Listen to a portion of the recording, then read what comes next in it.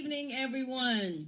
My name is Yolanda Trotman, and welcome to the conversation. I'm excited. This is our last show for this season for 2019. We are picking back up on January the 9th with the 2020 season. The show has really exceeded our expectations since we began in September, so this final show is particularly special because not only does it wrap up the season, it's a show that is designed to really impact, I hope, each of you in a very significant way, because we're talking about your health and we're talking about the things that are so important to understand about your body on a very basic level, but things that you can do in your everyday life to be able to have a healthier you.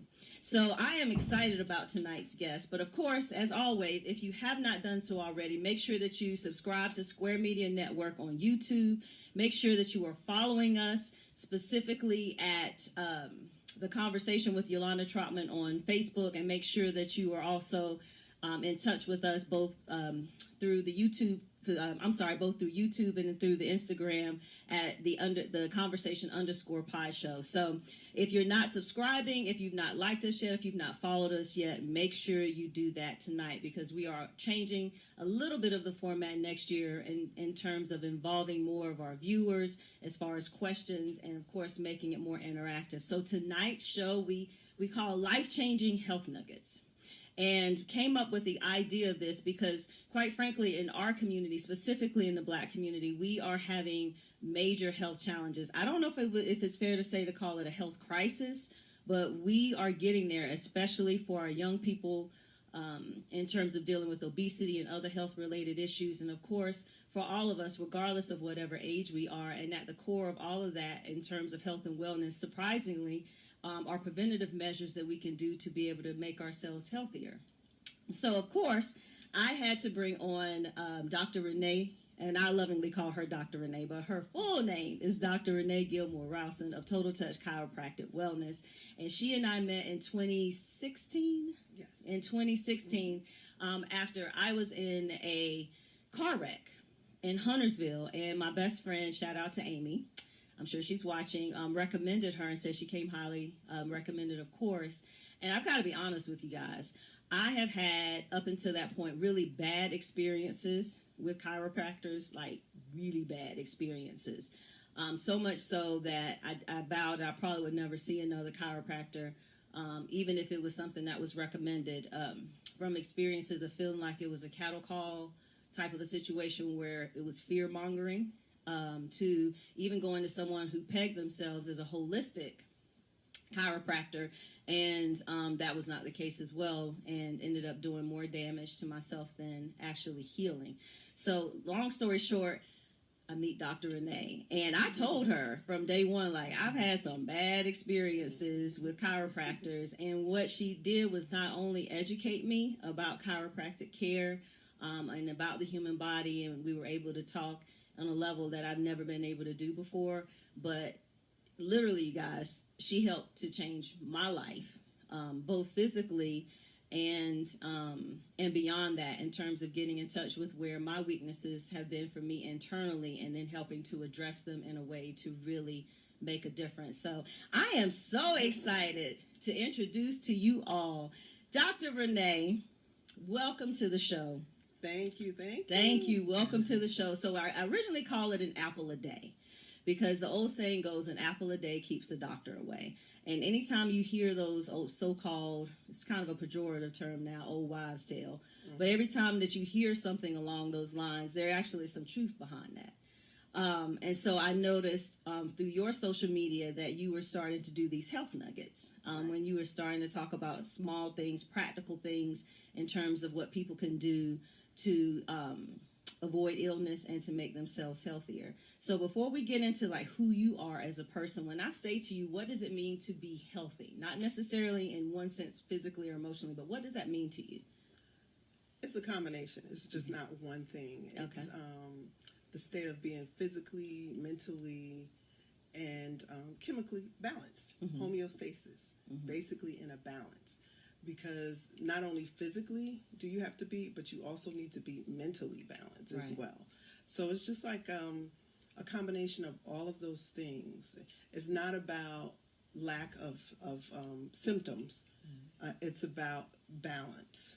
You know, because a lot of times, well, I don't hurt, so I'm healthy. That doesn't necessarily mean that you're healthy. Right. You know, are you physically, mentally healthy? Physically. So it's a combination of things, you know. And so what does your practice specifically do to help address the whole person? First, of course, I'm a chiropractor, so making sure that the spine is in proper alignment. But in addition to that, making sure that you are not deficient in vitamins and minerals, because those are the foundations. You know, so if you lack vitamins and minerals, or either, as we say, macronutrients, your proteins, carbohydrates, and fats, the healthy ones, of course.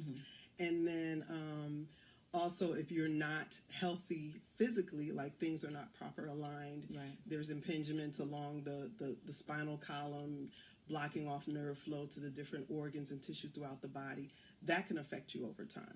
So in my office, I look at not only the spine, but also making sure that you are not deficient. Because if you're deficient, it's going to affect your systems in your body. It's going to affect all 11 systems of the body. So before we get into that part, in terms of what chiropractic care means in a practical sense and dispelling some of those myths that people have about it, I want to talk about you. Who is Dr. Renee? Now, first, tell us how you came up with the name of the business, which is Total Touch Chiropractic Wellness Center. Well, 21 years ago. 21 years? I had no idea it was that long. Yes. Wow. 21 years ago. Oh, okay, go ahead. I'm sorry. Go ahead. So 21 years ago, when I opened Total Touch Chiropractic Wellness Center, the whole concept was to have a wellness center. Right. You know, it encompasses all different avenues of health and wellness and well-being. So total care is what I thought about. You know, at some point in time, I thought that I would have, you know, different entities, you know, within it. But now I just pretty much, you know, refer out, you know, to different, you know, massage therapists or colon hydrotherapists, different things. But just the total wellness. Right. So it just wasn't about the chiropractic 21 years ago.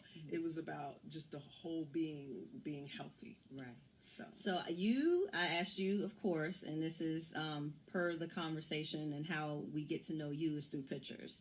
And we use the pictures to help. See, I didn't tell you that. I just said send me pictures. You were like, why do you need them? Just trust me, we got this. So the first one is, okay, here we go. All right, we're going to come back because we are having a technical difficulty. Be careful what you send people. Right. Because what in the world? All right, so here we go. All right.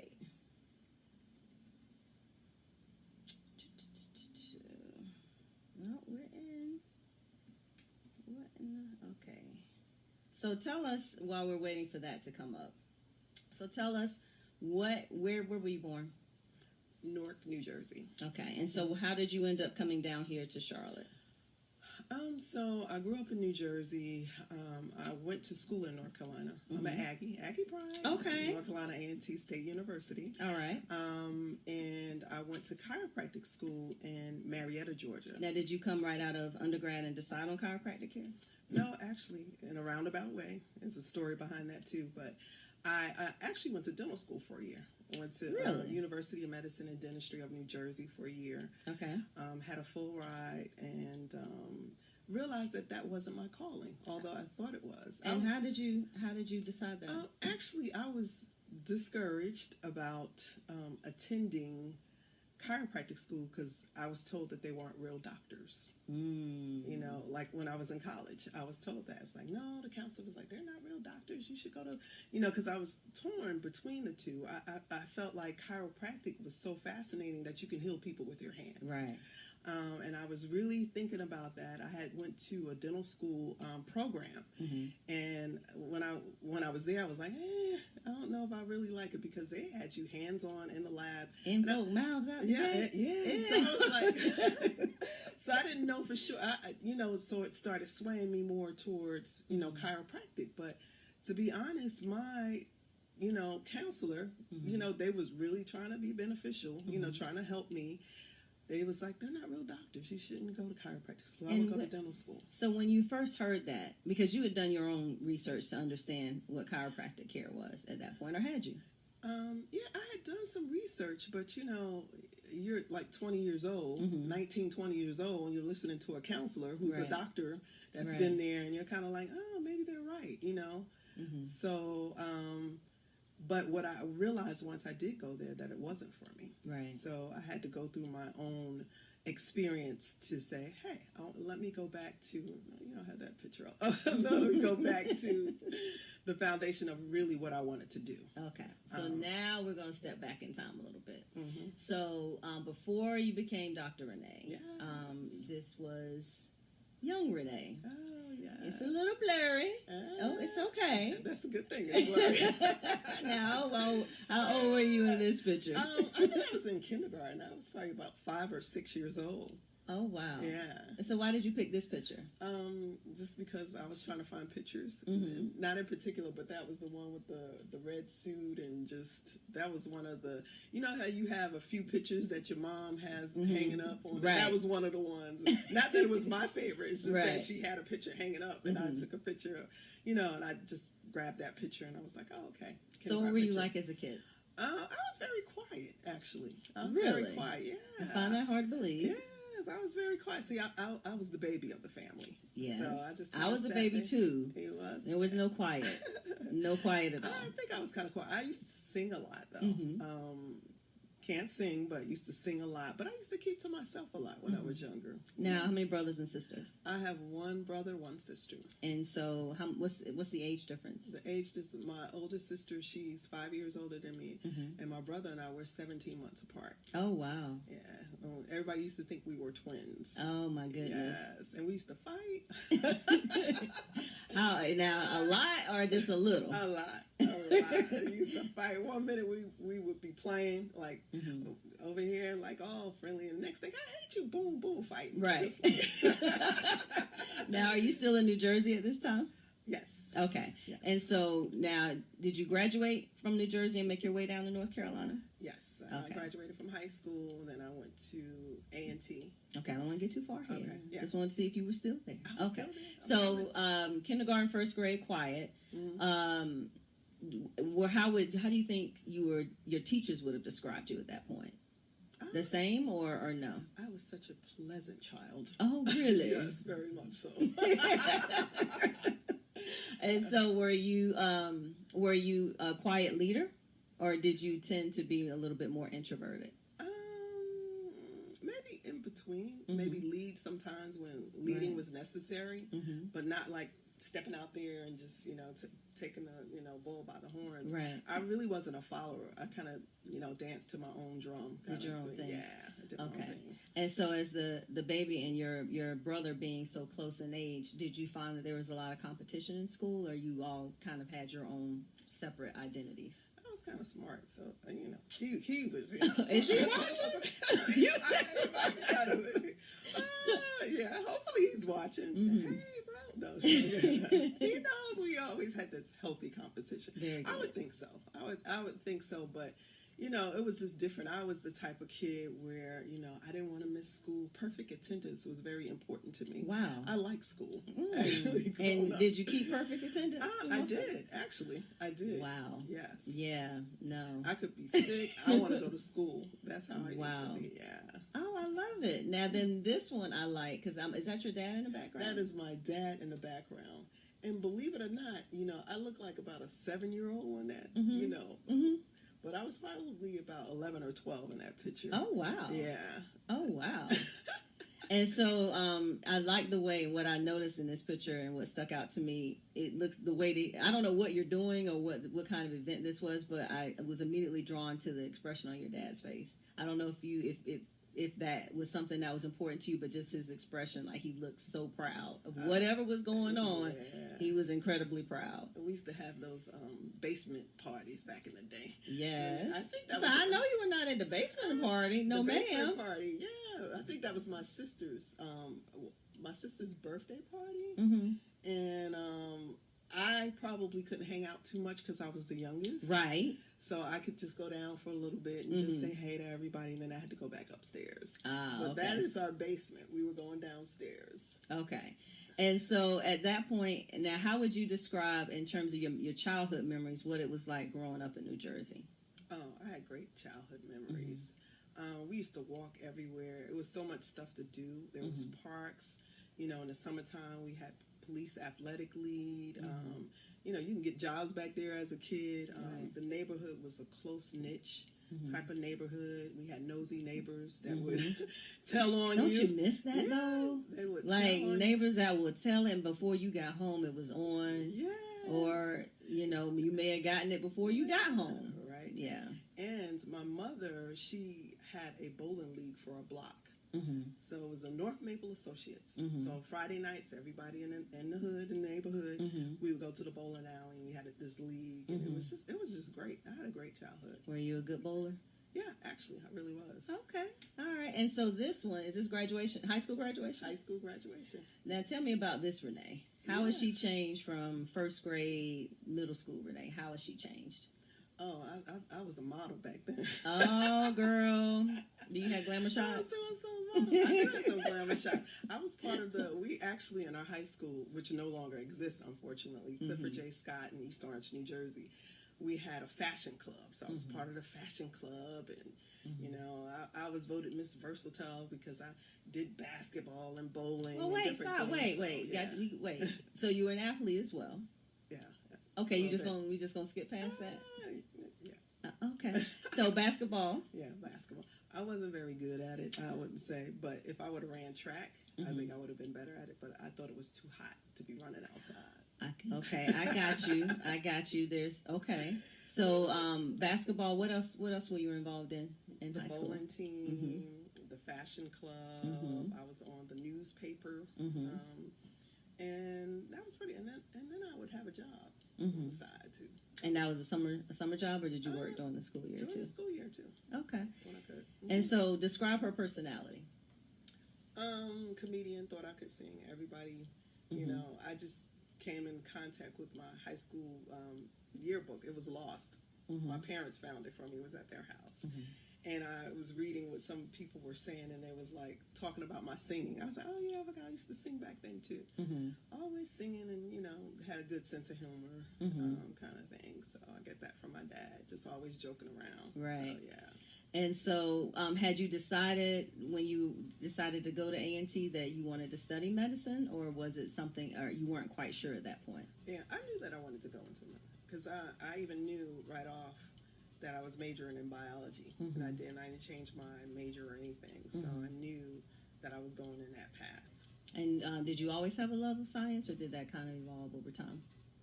I would say, as far as I can remember, I always kind of had a love for it. Gotcha. Yes. All right. And so I wasn't sure timing wise. Was this before? Is this high school as well, or is it? Because it looked like college, but I wasn't sure. It's college.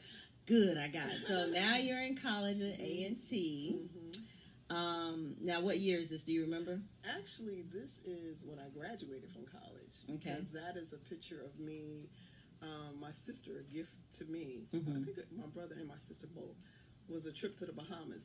Oh, okay. For graduation. And I think that was on my trip. And I was posing. My sister and I, we went to the Bahamas. Gotcha. Yeah. And so was that your first trip out of the country? Yes. Now, that's before you had to have a passport. I think. Did you have to have a passport back then? You know what? That is so true, because I didn't have a passport. My first trip was like that too. No passport, just roll out with a birth certificate and something. Birth certificate. I never thought about that until you just mentioned that. Yeah, that was, the times have changed. All right, and so you graduated, and remind us again where you went to, where you decided to go to medical school. So I went to dental school. Dental school first, I'm sorry. University of Medicine and Dentistry of New Jersey. It's in North New Jersey. I think they changed the name to Rutgers Dental.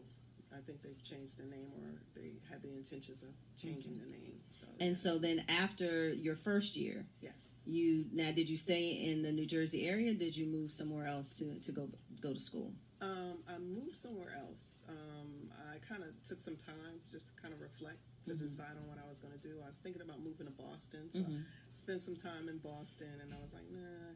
Then I decided, you know what? I'm going to go ahead and move to Marietta and go to chiropractic school. Okay. And so how did your family respond? Because I imagine if they had big ambitions for you to be a dentist, how did they react when you decided that you wanted to go and become a chiropractor instead? My family's always been supportive. You know, always supportive. They helped me pack up.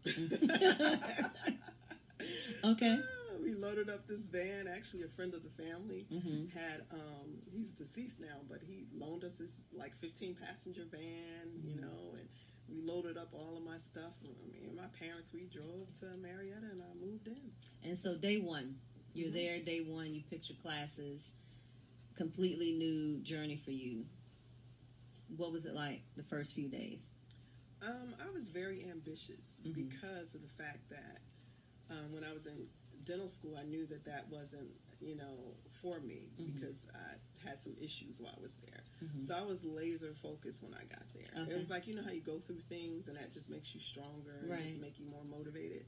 So I was very motivated when I got there. Well, let me pause. I'm have you pause there for a second. Was there a defining moment in particular where there was some hardship where you decided, that's it, I don't want to do this anymore? Yes. Okay. Yeah. Like what? So you know, I'm transparent. So when I moved back to New Jersey from A&T, I don't think my mindset was really ready to go back to school because when I was at A&T, it was a lot of things. You know, I worked 2-3 jobs. It was just it wasn't easy for me whatsoever.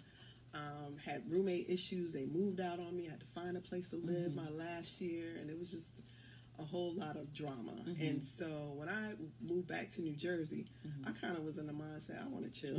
Right. I kind of want to hang out with my friends. I kind of want to. You can't do that when you're in dental school. You can't. Whatsoever. There'll be none of that fun. And one of my best friends, I don't know if she's watching because I don't think I sent her a link, who is the interim dean of UMD, University of Alabama now. She used to say to me, Renee, she was like, you know, you need to be studying. I was like, no, I'm going to go to this part. And so basically, I pretty much flunked out of dental school because I wasn't focused. Wow. And then, but that had me to pull back and just reevaluate because if it was something that I really, really wanted, I don't think that would have happened either. Oh, absolutely. So that's why I decided to go a different path, and I was like so focused when I went to chiropractic school. So we're talking honor rolls and different things after that because I had never in my life, because I was always the smart one, felt anything. So for me, it was just like devastating, and it was just like I couldn't believe it, and you know, but it needed to happen to get me going in the right direction and get me focused. So were you still getting from friends or family, hey, you're not a real doctor, or what are you doing? Were you still getting that reaction from the average person that you were still getting from that counselor, or was there more acceptance? Or did you have to help educate people very early on? I'm still educating people. Okay. Okay. 23 years later, you still got to educate people, unfortunately, because we don't know, especially in the Black community. Right. You know, many times when they market to us, is more, have you been in a wreck? Well, come to, you know. Right. So, and that's what we think, you know. And depending upon the type of chiropractor you are, I mean, you can be straight up personal injury, and that's all you see, and you see a bunch of patients, and you can just, like you said, it's like a mill. I mean, you can do that. Or for me, it's about getting to the root cause and really, really helping people, particularly people in my community. That's my passion. And when was that a passion for you? Because I know it's different for chiropractors all over, and like you said, some just do personal injury, but when did you decide that it was a passion for you specifically to help people in the Black community? And let me just say this. I mean, if you so choose to do personal, I mean, that's cool. I mean, I'd still take personal injury as well, because you can convert those people as well. But there are some that, really their mode is as many people that they can get right. in, not necessarily, okay, what else is going on with you? What was your question? I'm sorry. No, so what hey, real talk. But at what point did you decide that, the passion was making sure that you were helping people of color, helping Black folks to understand not just chiropractic care, but the benefits of it, short term and long term? That wasn't the question, but that's the rephrase. Right. And I can say, when I started out, I just wanted to help everyone. But as the years progressed and I saw so many patients coming in, having issues, and even I would say from 20 years ago to now, there's a significant change or decline in health. And so my passion, particularly, I would say probably the last maybe 6 years, I've really been on it, right? With the nutrition and everything, and just because of some things that I've encountered myself, and I'm like, if I'm encountering this, but I know better, what about all of these other people out here that don't know better, right? About different things, and I'm just like, so, that's when I decided, okay, maybe I can do like little tidbits, like the health nuggets, right? We're so inundated, it's just so much information out. The health nugget was just a little right. drop, right? Just to make you think, right? And then you can kind of go from there and go on. So I would say maybe in the past 6 years or so, my focus has really been to, to help us. Right. Yeah. So this picture, okay, go ahead with your bad self. I wasn't sure where to put it in the timeline. So I'm assuming, are you practicing at this point? Oh yeah, that was like maybe about 2 years ago. You know the black don't crack, girl. The black does not crack. We're going to talk about melanin, by the way. We're going to come to that. So you're practicing at this point. Now you're married, right? Yes. Okay, and how long have you been married? She's off the market, y'all. Sorry. Yeah. 10 years. 10 okay. Years. Do you have kids? No okay. kids. And so then other people's kids. Right. Know that. And then this picture, I think this is fairly recent, right? And yes. all of your fabulousness. Yes. And so tell us, I want to step back for a second because you were talking about chiropractic school. Yes. Obviously, it sounds like you were a very high achiever in school. What was probably the most surprising thing that you learned about chiropractic care overall? That it really can help people. You know, sometimes even 23 years later, like I work on people and they get better or they feel better. I'm just like, wow. In my mind, I'm just like, and they're like, oh, Doc, I feel so much better. Or like a person, can barely get on a table. Right. And you work on them and they get up and they're walking. Right. It's incredible. I mean, it still surprises me, and I've seen it over and over, but it's still just like, it's a blessing to me. It is. So it is.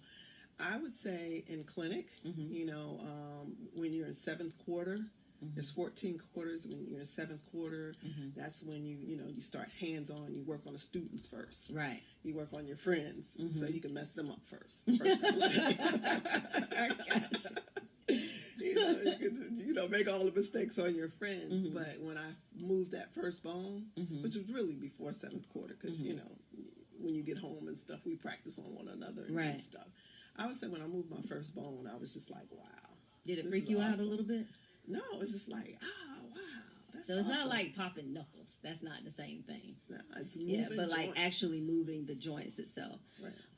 During that, now how long is an average chiropractic school program from start to finish?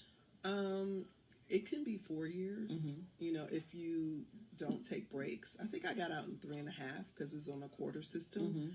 So you basically can go all year round or take a quarter off. So yeah, it could be anywhere from 3.5 to 4 years. Okay. And so this picture, is there anything in particular special about this picture other than the glow? Do you really want to know? Yes, ma'am. I was at the Pink Ice. I have 2 really great friends. Shout out to Tracy and Greta in Columbia, South Carolina. Those are my girls. Greta we went to high school together. And so every year I go to the Pink Ice in Columbia, South Carolina. And so this is our, we get dressed up and hang out for the weekend and stuff like that. So that was at the Pink Ice, and I always enjoy just spending time with them. So what do you like to do outside of your practice? You got free time. What do you do? Travel when I can. I like to entertain. I love family. Thanksgiving, we probably, between my family and my husband's family and other extended family, we probably had almost like 100 people for Thanksgiving at the event center. And I'm the coordinating games. Let's play Family Feud. Let's do this. So that's my thing. I really love being around family and doing things, because you realize as you get older, people may not be here. Right. Old or young. Right. These days. So it's very true. Doesn't mean the age. So I like, and I'm very blessed to have a family, close knit family. So yeah, doing things with them. Are you the cool auntie? You look like you're the cool auntie. I am. Yeah. I really am. You look like a cool auntie. Hang out and play with it and all that good stuff. Yeah, that's the cool auntie. So aside from the travel and family, what else? I would say probably, doing certain things, like maybe doing some yoga classes or, discovering new things, new activities to do. Okay. Something different. Movies. And so, what do you like? Buff. What do you like? Movie buff. What's your favorite type of movie? If you say horror, we can't be friends. No. Horror. I like stuff like Love and Basketball. Another one of my favorites is like I Am Legend. It's kind of like maybe like a little bit of sci-fi kind of, but a good like heart, pull on your heart kind of movie too. So yeah. What's one movie that you've seen that made you cry? What did I just watch that I almost had a tear drip? You're not with a single glory tear. Like just that one tear. But it was a phenomenal. That's my new She-Ra. Who? Is Harriet Tubman. I haven't seen. I know. Don't take my black card. I'm going. I gotta find time. Man. I mean, just the looking at that and what she did, we have like no excuse. Right. At all. Back then, I was just like, wow. I mean, you hear the story, through school and stuff, but to see the movie and what she did, she went back and got her family. Oh my God, incredible story. Yeah, so that was a really heartfelt kind of movie that I loved. What about a favorite childhood movie? Favorite childhood movie, Jaws. That is not a childhood movie, Dr. Renee. Listen. No, ma'am. I meant like Disney. Like, not the shark coming to kill everybody. I mean, like a childhood movie. Back then, Jaws was the movie. No, ma'am, it was not. You not want to go to the shore. Okay, right. But I'm thinking Disney. Disney. I don't know. They didn't have Disney movies coming out like that back in the day. I mean, yeah, you had Cinderella, something like that. Cinderella. No. Okay, nothing. Okay. I can tell you a childhood. Well, it wasn't my childhood. I don't know if I want to know the answer. You said Jaws out the gate. I'm concerned. Okay. All right. So this picture I chose because I pulled it off of one of your health nugget videos. Actually, I know. I like it. This is one of my faves because what I love about, and we'll get to the nuggets in a little bit, is that what I love about the videos is that, like you said, they're very simple. It's just a nugget, and it makes you want to learn more. And it's designed to inform. Here's some little things that you can do in a did you know kind of setting. And I really want to spend a little bit more time with that. But I think now in your practice now, where do you see your practice, or how do you see your practice developing in the next 5 to 10 years? Having some associate doctors in there, maybe hopefully training others, and having more than one location, and then having like different, maybe wellness entities in there. Now do you still have your Greensboro location? No. Okay, so just here in Charlotte. Just here in Charlotte. Okay, and so tell everybody where you're located, and I'll remind them again at the end of the show, but where are you located? 5200 Park Road, okay. Suite 126. And geographically, what side of Charlotte is that in? On the south side of Charlotte, so Park Road near Tybola Road. Perfect. Yeah. Okay, so now let's get to the heart of it. Mm-hmm. And I had a lot of questions. I hope some others chime in as well. But what do you think are the biggest issues that are plaguing the Black community right now? Okay. You know I'm about getting to the root cause. Right. So we know hypertension, diabetes, obesity, all of that. Mm-hmm. But it's like why? Well, right. Why? One of the reasons why we know is definitely nutrition, mm-hmm. right? But a huge component of that is stress. Stress. Let's talk about that. Yeah, because for Black people, we live in a stressful environment, mm-hmm. constantly. Right. You know, stress is normal, but not prolonged stress. Mm-hmm. You know, so stress could be chemical, it could be physical, it could be emotional. Explain the difference. Okay, so physical, mm-hmm. you know, physical could be, you know, pushing yourself, not getting enough rest, mm-hmm. going all the time. Guilty. You know, or either, you know, if you're like an elite athlete and never recover, mm-hmm. just constantly pushing yourself. Mm-hmm. So any kind of physical things that can affect you physically. Right. Chemical stresses are, you know, the things that we eat, mm-hmm. the toxins that we're exposed to. Mm-hmm. And then, of course, emotional is, you know, who we have in office, mm-hmm. you know, and all of this other stuff that we have That's going a whole on. Nother show. We have going, and worrying about your kids when when they go out, mm-hmm. you know, driving or walking or what have you, mm-hmm. or, you know, financial stresses.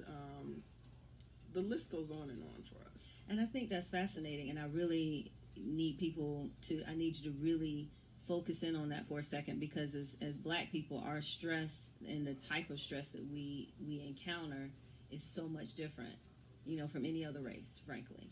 And I think, you know, people, you know, give lip service, if you will, to systemic racism and what that means, and, you know, how that has affected us. But, you know, what does that mean in terms of what we see every day, like how the media portrays us, what we see on the news, and how news portrays us, and obviously social media, and what's being filtered into our psyche on a daily basis, just by scrolling, you know, and how that stress can evolve to become and be a precursor to different illnesses. Like, what does that mean for us as Black people, just in general? Well, physiologically, mm-hmm. when I talk about stress and prolonged stress, because mm-hmm. stress is normal. Like, say you're in traffic, right. or something, you almost get in a car accident, mm-hmm. right? What happens? You know, basically you're gonna, you know, your heart is gonna begin to beat fast. mm-hmm. You know, you might get sweaty palms, and then, you know, 10, 15, 20 minutes later, you know, you kind of calm down, right. you kind of relax. mm-hmm. But if you're constantly, you know, if your adrenal glands, which are your stress organs, are constantly, you know, being overworked time and time after, you don't give your body enough opportunity to recover, mm-hmm.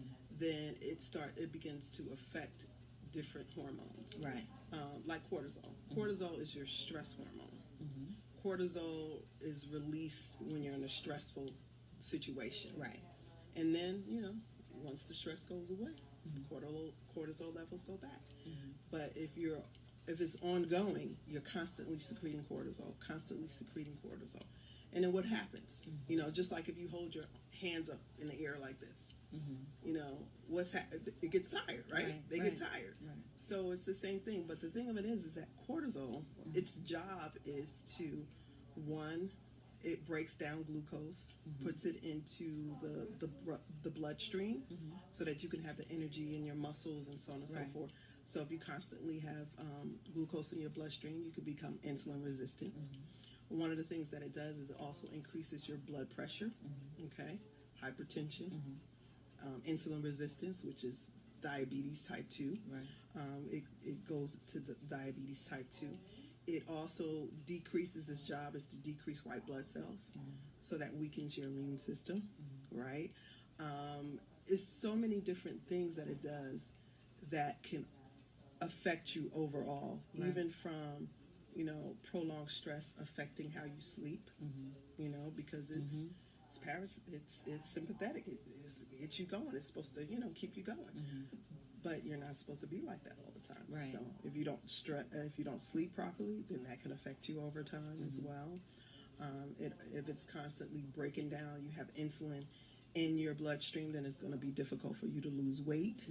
So this cortisol being in your system constantly can cause all different types of diseases and illnesses. Since it's sympathetic, what I mean is it's supposed to speed up things. Then it's going to slow down things like digestion. Right. So, acid reflux, all kind of digestive issues can come along with that as well. Then decreasing reproduction, because that's not what you need at that time as well. So infertility. So the list goes on and on with it. And a lot of times we just keep moving. Right.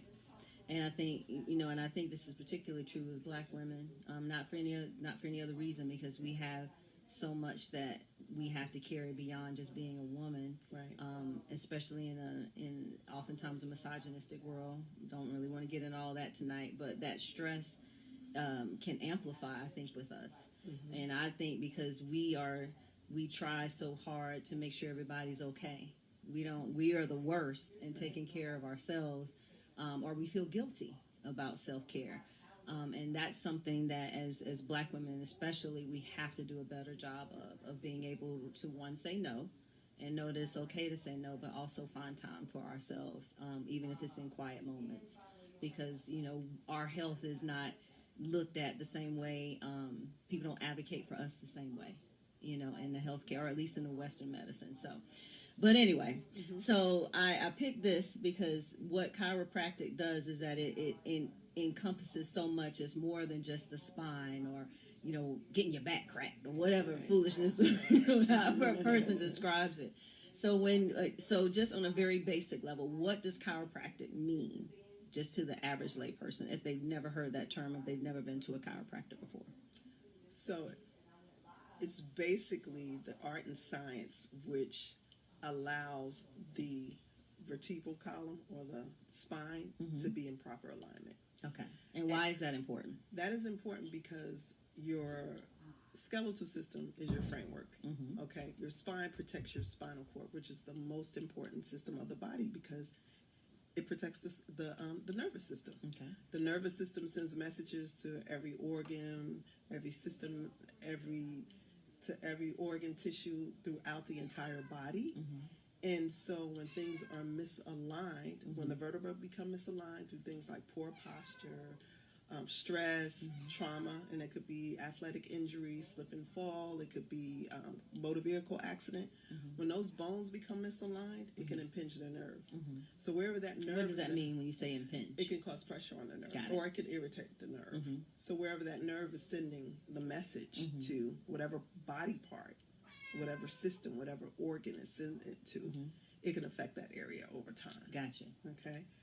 So to have proper alignment is important, because what it's going to do is going to allow all of the systems of the body to function properly without any type of interference. Okay. And so that's the very basic idea of what it means. Right. Okay. And so when you talk about the profession in general, how long has it been around? It's been around for over 100 years. Okay. Yeah. And so the development of it, as opposed to traditional Western medicine, how is it different? And then how does it work synergistic, or how does it work in tandem with, if that's even possible? Well, it was discovered. They said Harvey Lillard was a janitor, and Dr. Harmon, BJ. He was Dr. BJ Harmon. He actually hit Harvey Lillard, was a black janitor, on the back or whatever, and he restored his hearing. And so that's how it was founded. I said B.J. Harmon, I meant B.J. Palmer, Dr. B.J. Palmer. And so through that's when they developed chiropractic, because they realized by moving, I guess with him hitting him, that shifted the bone and he was restored his hearing. So they developed the practice. But many times, like the American Medical Association and places like that, they don't believe necessarily in chiropractic because, we don't prescribe medications. It's not the allopathic way. What is allopathic? Now, wait a minute. Oh, I'm now, sorry. What is allopathic mean? So it's not the natural, going to the traditional medicine, I should say, traditional Western medicine. And the difference is, and I hope, at least my perception is that Western medicine tends to treat, it just tends to treat the symptoms, but not getting to the heart of the problem. Is that fair to say? I would say that was fair to say. Okay. Yes. And so as far as chiropractic care in general, you've already told us what it is, but why? You said the spine is the nucleus, if you will, or at least the spinal column, the nervous system. But break it down just quickly even further. So if you're, because you taught me this. So my cervical spine, my lumbar spine, and what's the lower part? So cervical, thoracic, and then lumbar. I knew it was something in the middle. Okay. And so, like, let's say, for example, your neck.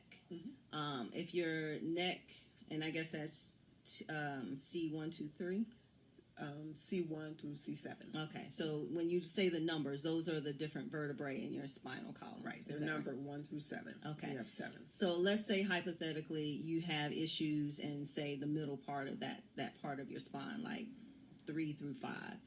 What type of things could a person be dealing with symptomatically? Like, what would they be having trouble with? I would say more importantly, C1 and C2. That's where you have the rotation. A lot of times people will have headaches. Sinus problems, it could be sinus infections, upper body, it's usually upper cervical things will have things that take place in the upper part of your body. So, like a lot of times, like I said, sinuses, headaches, maybe issues with eyesight and things of that nature. Okay. And so as opposed to the lower part of the spine, is that because when you look at a picture of the spine, like the lower part just seems like the vertebrae are they bigger? Yes. Okay. They are. And the vertebrae are bigger. Does it affect like more organs or more systems, or is it just bigger just to support the weight of the human body? It's bigger to support the weight of the human body because we do a lot of sitting and standing. So basically the upper area is going to supply pretty much the upper part. In the middle, it'll supply things like say upper thoracic area, upper back. That's going to supply things like your lungs and your heart. And when you get towards the middle, that's going to be things like your adrenal glands and your liver. And then when you get to the lower, it's going to be your abdomen. It'll supply, the uterus and the bladder. So it kind of corresponds to, where things are in the body. Okay. And so when you also do something that is very unique, which I had never experienced before, which is muscle testing. Yes.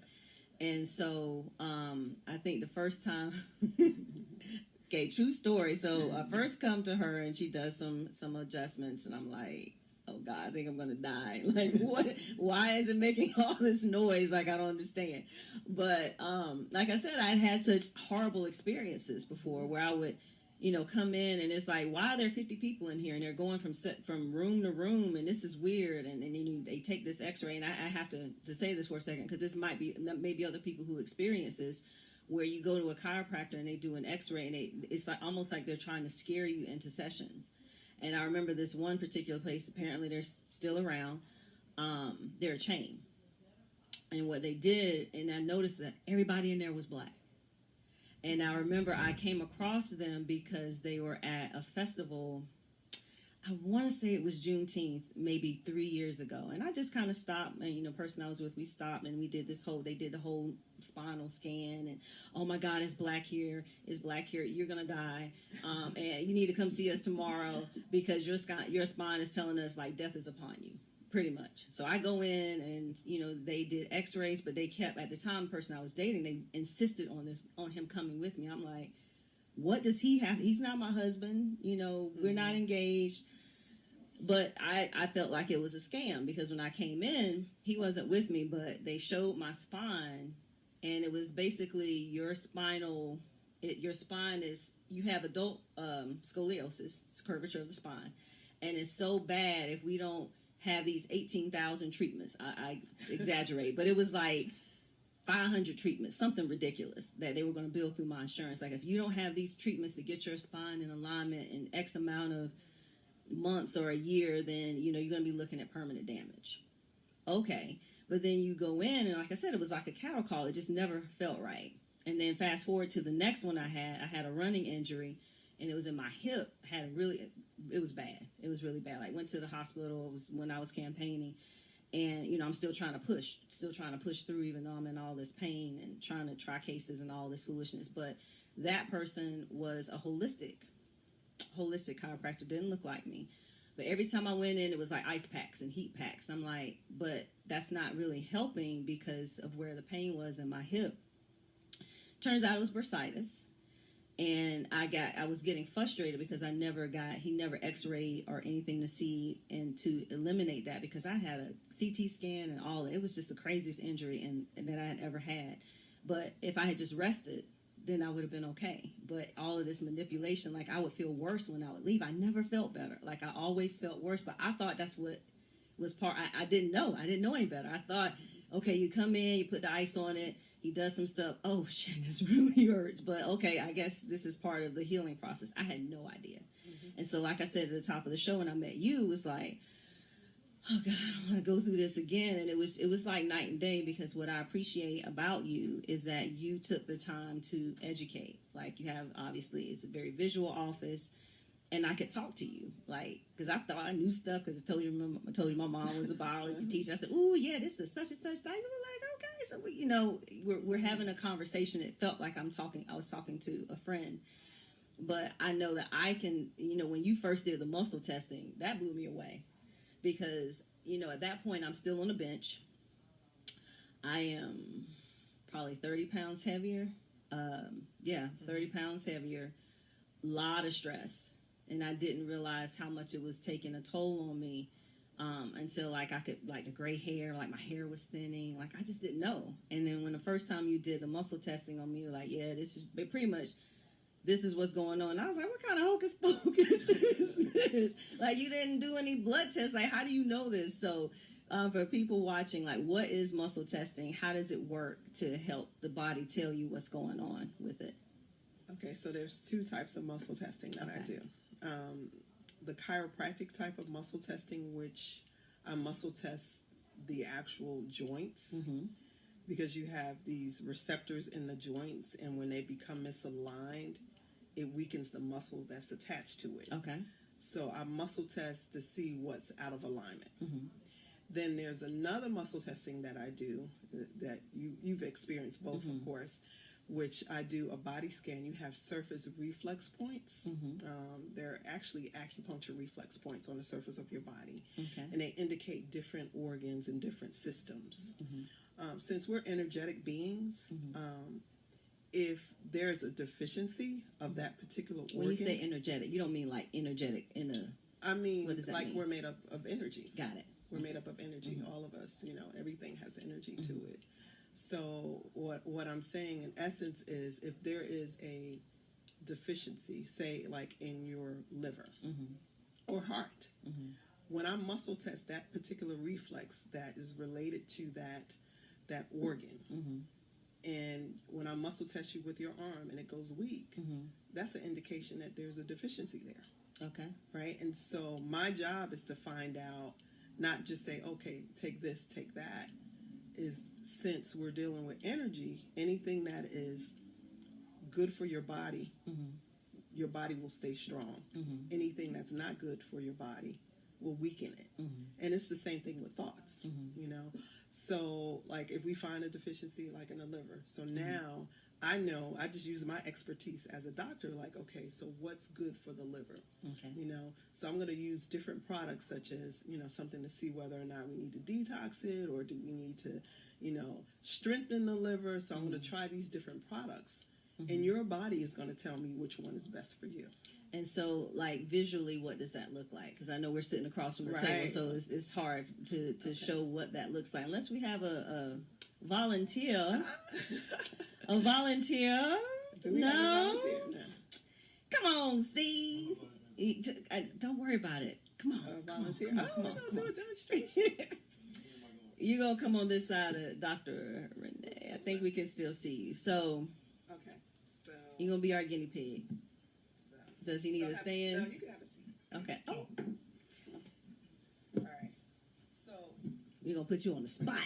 I know. So basically, let me do this around you. I'm sorry. So do you have any shoulder problems? So if you don't, none as of right now. It's just simple. So hold here, right? And so what I want you to do is resist me. So if you resist me, can't see. Strong. Like, just so that it won't work that way. We got to figure out a way. How about so yeah. I'll probably need to do you. Okay, let's do it. Come on. Let me come around. I'm gonna come around. We already know it's raggedy on me, but okay, everybody else can see as well. Do you think people think that? Oh, you know what? Let's do it this way. Yeah. Sit right here. Because we'll get somebody new because I don't want them to think it's biased. Right. I already know it's raggedy. I know my arm's going to fall. Okay. So we use your arm here, right? You can sit up straight. We'll just move your chair over. So with muscle testing. We can hear you. Hold here, right? And so you have gum in your mouth? Yeah, spit that out. Yeah. I got it. Don't do that. No, don't swallow that. Don't swallow that. Not meant to swallow. You like your mom. Throw that out. Y'all see this, right? I hope that wasn't important. The gum? No, the paper. No. Okay. All right. So what I'm going to do is resist. She's going to explain it. Incorporate. First thing I do is check to see if the person is testable. So I'll catch here.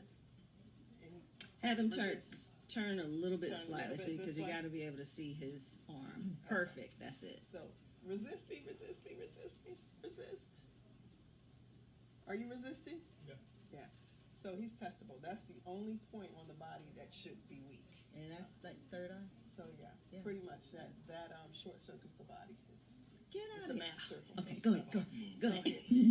So the first thing I would do is, now you can turn that way so that it can towards the camera. Turn towards the camera. So if I was to test, hold here, liver, hold, resist. See how he's going weak? This is the heart point. He's strong. Homocysteine strong. Stomach strong. So what does that mean? So if there's a weakness here, that's an indicator. So this is something that is subclinical. And what I mean by that, it's showing things before, like maybe even a lab test would show. Right. Okay, so what that's letting me know is that your liver needs to be supported because it's going weak. I've touched that area and it's weak. So somehow either we either need a detox or we need to support it in some. And I've been testing people a lot. Like there's a bacteria point because there's all kind of colds and flus going out. And then I test you here and you go weak there. That's a bacteria point. So you've probably been exposed to something that your body could be fighting. So what I would do is give you something to support that. Okay. And then with the liver being weak, in my office I have just a plethora of different types of supplements. And I would just muscle test you until your body gets strong. And then we would customize to see how many do you need to take for how long. So it's me using my knowledge of products, but it's your body telling me exactly what you need, how much you need, and for how long. And is that makes sense? Because that's an energy spot? Right. So this is a reflex point, right? So the reflex point, and so your body can talk to you, basically. So the body is telling me what it needs. I'm asking the questions, and it's telling me. It's like, is this a supplement? Nope. Do you need this supplement? Nope. Is this one? Oh, strong. Okay, so this will work with you. How many do you need? One. Strong. So take one. You know. So, and it's just so non-Western medicine, Exactly. Yeah. that it just, most people think like, woo. but I get such good results from it. You do, because I can speak from personal experience that when I came to see you. Right. And then are we not done yet? Okay, no, hold on. I'm going to test one other point, because since we were talking about stress, hold on. I'm going to check your adrenal glands. Adrenal glands are weak. Okay. Right? So I would support your adrenal glands. I would see, do you need something really strong, like desiccated adrenal glands? Or do you need an adaptogen herb just to kind of help you adapt with stress and support the adrenal glands? But, that's how I, try to make a determination through muscle testing as to what your body. So this is way beyond multivitamin. Yeah. Yes. Yes. And just giving you a multivitamin or just reading up on stuff. I'm muscles, and my family will tell you. It's so funny. My sister, she's watching. Hey, Mom. All the time she'll say, yeah, I was listening to such and such show when they were talking about this detox, and so I bought it, and I was like, let me muscle test you. Week, I was like, okay, so why are you buying stuff and you need to be muscle tested? Muscle testing to see whether or not you need it or not. If your body goes weak, I mean, it's up to you. If you want to take something that makes your body go weak, then you can do it, but it's not effective for you. Right. You got to find something that is going to support, to give you energy, to help overall. You're a good patient. I like it. Yeah, I appreciate it. You're welcome. All right, carry on, sir. Thank you. I know, right? And I think, because I don't mind sharing it with my personal experience, because when I first came to see you and you first did it, just overall, I knew I needed support to be able to address just deficiencies in general, because you're on the bench all day, you barely have time to eat. But what's been so fascinating with my journey that you've helped me with is that my adrenals were trash. They were trash, people, like trash. And it's like she's explained, like if your adrenal glands are challenged or if they're weak, then you're not adapting to stress in a good way. Cortisol levels that makes it difficult for you to lose weight. I saw my weight shoot up. Like from the time I got on the bench in 14 to the time I left in 16, like legit, when I left in 16, I could wear one suit in my entire closet I could wear. Wow. Everything else I could not wear. And I didn't know. Like, you don't realize you're like, it's creeping up because I'm on the bench, I'm on the road. Like, I'm not wearing really suits, I'm wearing like comfortable dresses, and I see the Spanx are giving me some problems, and I know I need to go up a size, and it's like, it's fine, and it lose some, get some back, lose some, get some back. But when my adrenals were really trashy, then like you had me on a couple of supplements, and it's changed over time. And so, like, what I was on originally, I could tell the difference. Like, if I wasn't taking it, like, I could just physically feel the difference. And that, along with the chiropractic care, just for me, after I had gotten better after the accident, obviously, I continued to see you because I could just tell the difference. Versus now, I take an adaptogen that helps me adapt more versus having what you gave me originally, which was to try to strengthen them bad boys because they were trash. Right. Y'all, adrenals were trash. And it was scary because, like, I knew my sugar levels were getting high, like just from like your A1C levels. We getting concerned because my dad was a diabetic. He didn't develop until after I was born. But, you worry about that. And then my mom passed of an aneurysm, so I'm particularly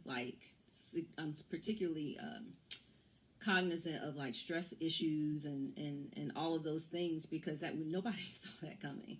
Right. So here we are. So I know for me, my personal experience, I have to tell this story because this is how awesome you are. We get to misalignment and we'll wrap it up. But I remember we had a mock trial, and I don't know if Travis is watching. We had a mock trial competition. I think it was 2 years ago. And I don't know what happened, but I was literally at the courthouse in excruciating pain.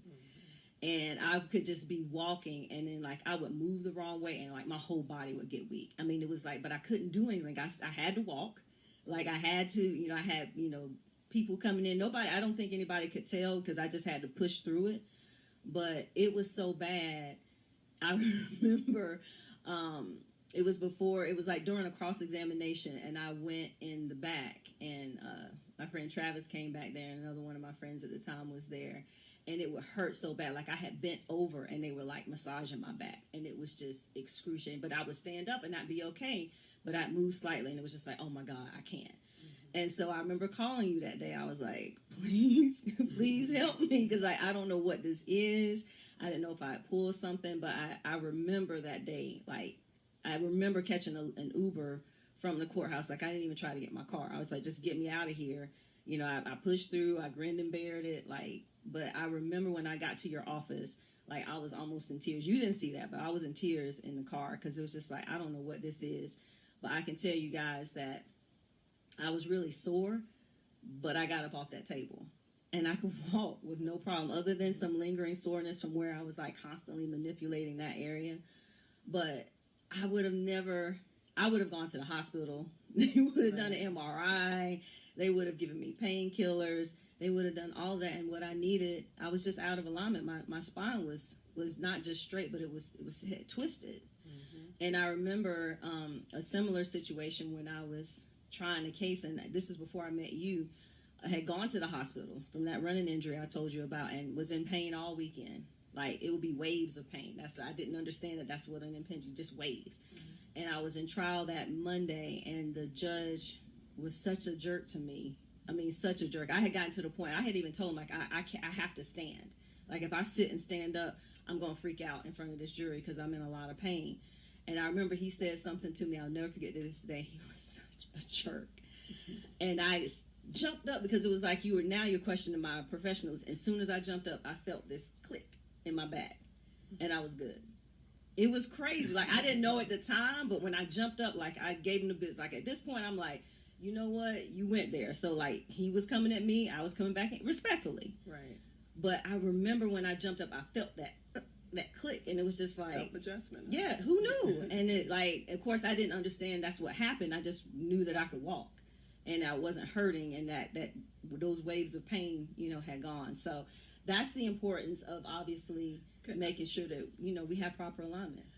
I would like to say something to the audience. Sure. And just as Black people, one of the things that we need to do that is one of the most important things to do, mm-hmm. if you have a disease or illness, find out what the underlying cause of it is. Ma'am.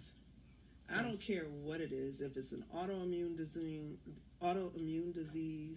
why do you have it? Especially if you didn't have it, when you were younger, and then all mm-hmm. of a sudden as an adult, what gene was switched on by environmental factors? Mm-hmm.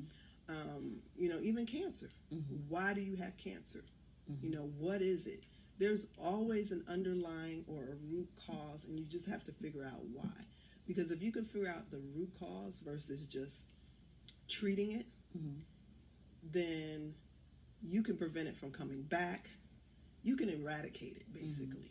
Mm-hmm. And I find that a lot. Some people say, I've changed my diet, I've exercised, I've done X, Y, Z, and I still have hypertension. Mm-hmm. So there's something else that's causing the root cause of it. Could it be mm-hmm.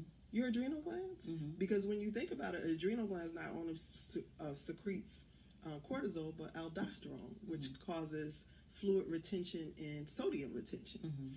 So I'm just using that as an example, but we need to figure out the reason why. Right. There's always a reason why. And we have a tendency to just accept whatever mm-hmm. and, take medications and not really get to the root cause of things. And that's to the detriment of us as mm-hmm. Black people. Okay. So. Perfectly said. Okay. So what do you need to know when a person is choosing a chiropractor? What advice would you give? Especially if they don't live in Charlotte and they can't come see you. But seriously, what does a person need to know if they're considering chiropractic care? I would see what type of chiropractic do they do. There are some people that just do upper cervical. Mm-hmm. Do you adjust the whole spine? Do you and if you need extremities adjusted, like mm-hmm. I do extremities, you shoulders, do down to my toes knees, that one time. Child, right. Was awesome. Wrist, and if you need that, not all chiropractors do that. Mm-hmm. And I guess it depends on what it is that you want or what it is that you need. Right. see where they attended school, how long they've been practicing, and and just get a feel. Call. The first thing I do is when I call the office, because I've searched for like my nephew who's a football player in Delaware. I went online and I called the office for him, and I was like, okay, I asked him a couple of questions like, okay, what kind of techniques do you use? Do you adjust extremities? What kind of therapies? Do you do nutrition? And then, if you get a good feel, then I would do that. Okay. But remember, it's good and bad in every profession. Right. Like chiropractic is no different. Okay. So you have to find what fits you. Get a background. So what do you think the we'll say three. What do you think the three biggest misconceptions about chiropractic care? What do you think they are? It hurts. It doesn't always hurt, and it doesn't have to hurt. A lot of people still think that chiropractors aren't real doctors. They aren't real doctors. Once you go to chiropractors, you always have to go to chiropractors. That's a big one. Yeah. That's a big one. You'll get adjusted. I always use the analogy of your car. You get your car aligned. Are you just going to get it aligned, the wheels aligned once? No. Because of wear and tear. So it's up to you. I mean, if you're going in and you just want to get, whatever your chief complaint corrected and then not come back only when you're in pain, or do you want to be proactive about your health and stay healthy? It's all a part of prevention and staying healthy. So, what other myths? Those are I would say, not real doctors. It hurts. You got to see a chiropractor forever and ever. Those are the three, I would say, main ones. And so what's the biggest thing that you think people should know about the benefits of chiropractic care? Oh, the other thing I just thought about is that you really don't need chiropractors. You really don't need to go to a chiropractor. And you do, because of the type of lifestyles that we live. Right. So if you want to be healthy, if you want prevention, I have patients that come in, every 6 weeks just for a tune-up, or every other month, but I think it's important because, everything from tech neck, that's one of my health nuggets, from wearing high heel shoes, heavy bags, the way we Don't look at me like that. I know we go through that every time. All the time. You need to make sure your framework is healthy. Right. And so when you talk about holistic health, we talked about this in the beginning as far as the physical, the emotional, and then, of course, the spiritual. I noticed when I came there before, you were also doing things beyond just the alignment and the nutrition, but you wanted to help people who were dealing with anxiety issues and some other emotional issues. Are you still focusing on any of that with your practice right now? I do color therapy. What's that? So basically, if you've heard of chakras, those are energy fields in your body that are affected by different colors. Right. So you can clear your chakras out with the color therapy glasses and reading different things and tapping in and clearing it out. And that usually helps relax people too. Okay. Anything else along those lines as far as the emotional health? No, I usually refer. Okay. So let's get to the good stuff. Let's get to the health nuggets. So I picked a few areas that I want. Can't look. Okay. I'm going to give you an issue, and I want you to give us a nugget. Like, what's something that you can do? It's a nugget. You do nuggets, so I'm not even going to explain that. You already got it. Hydration. Drink more water. Half your body weight in ounces. Drink it. The first thing you do when you get up in the morning is drink water. Why? Before brushing your teeth, and if you squeeze a little lemon in it, that's a health nugget too. What it does is it helps kind of get the bile flowing, and it also kind of flushes things out, and then it gets you hydrated first thing in the morning. Okay. You go ahead and get that 16 ounces, and then you're on your road. You drink another glass before you leave. Drink 2 while you're at work, and by the time you get home at night, you pretty much have what you need for the day. Okay. What about alkaline water? That was a big thing for a while where people were drinking alkaline water, but too much of it. Is that possible to drink too much alkaline water? Yes, it is. Because, your pH level should be a certain point, 7.3 to 7.35. And when you do too much of anything, it can affect you. So you have to have that acid and alkaline balance. So, especially when people drink, 9.0, it's like, do you have an issue? Why are you drinking this? And so I have an alkaline machine, but I don't use it all the time, like every single day. It's, I'll lay off of it for a while. If I got some stuff going on, I might, increase the alkaline water. But yeah, you can go overboard, especially, if you're pretty much healthy. You do it in moderation. Yeah, so, absolutely. So water in the morning, first thing. Even before you brush your teeth, that ain't nasty. Okay. That's your own stuff. Okay. Throughout the day, what about at night before you go to bed? Well, it just depends on how your bladder is. You know, some people, if it's going to make you keep getting up at night, I would try to get it in earlier. Right. So that you don't have to keep getting up at night. Stress management, nugget. Stress management, simple things like breathing. Taking some time, taking deep breaths in through your nose, out through your nose. Doing something that you enjoy, walking or exercise, because, exercise will release those natural endorphins, So I would say just taking some time, maybe meditating, first thing in the morning, taking some deep breaths before you fly off the handle, eating foods like with vitamin C to help support the adrenal glands. Like what? Citruses? Citrus,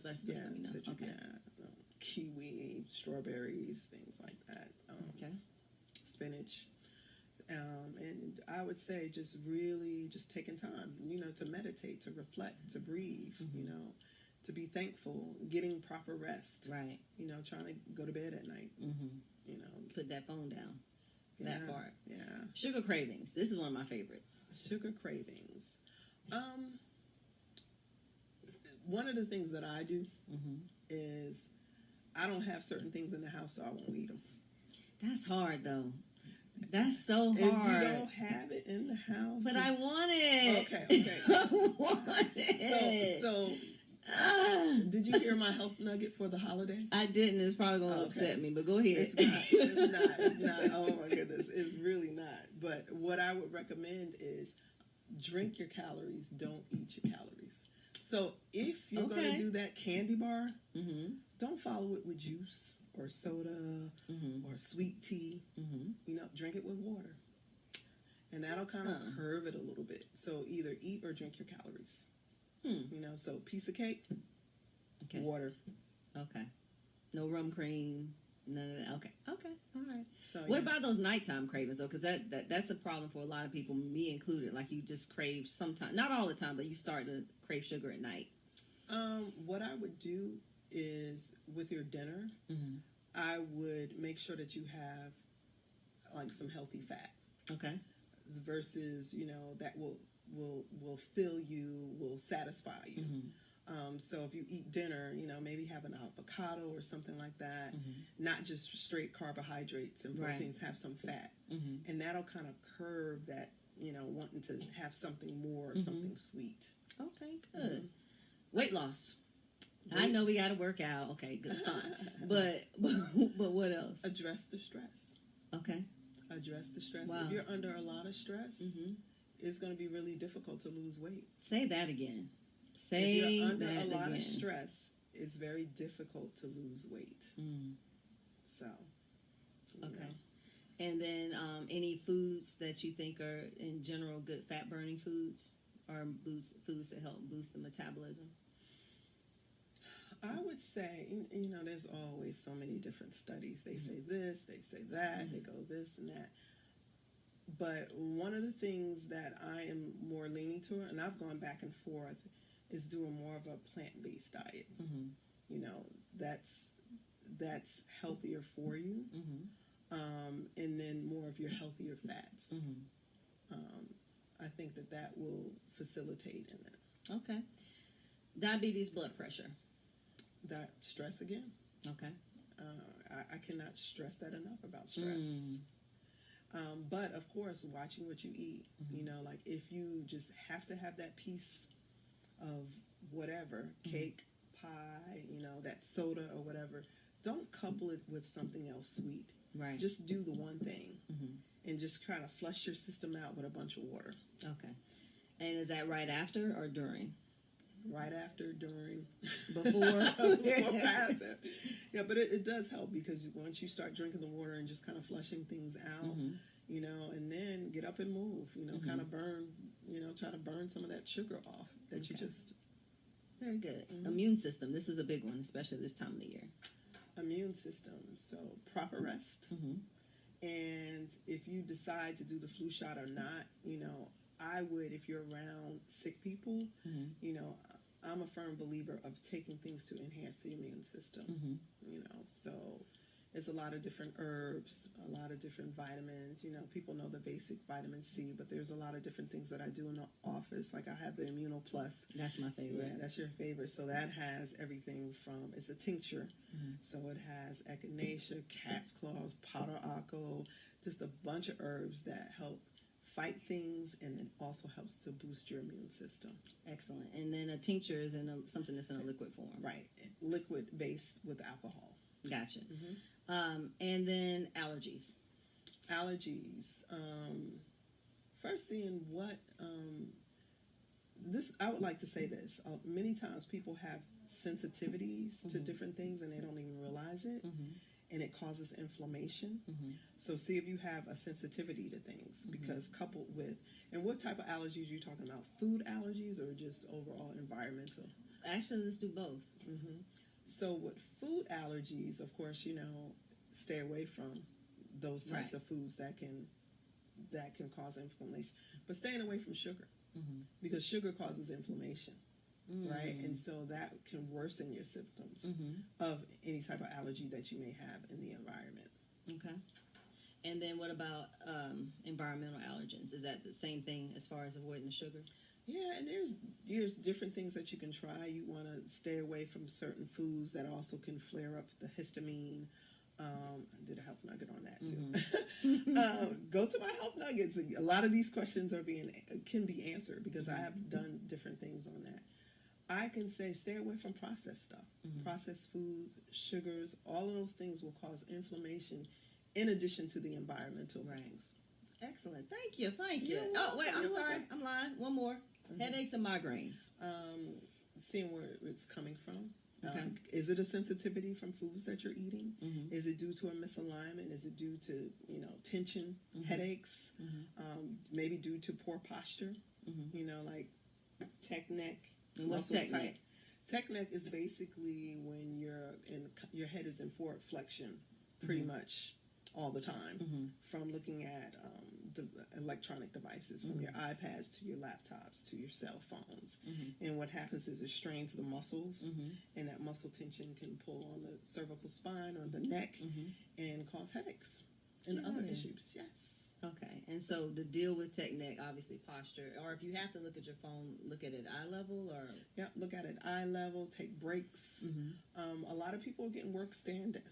You know, where you don't have to be at your computer all day. And ergonomically, just making sure that, you know, things like your monitor, if you have to work at your monitor, is at eye level, you know, and then you're not looking down like this. But yeah, bringing devices up this way versus looking down. And putting that pressure on your neck. Yes.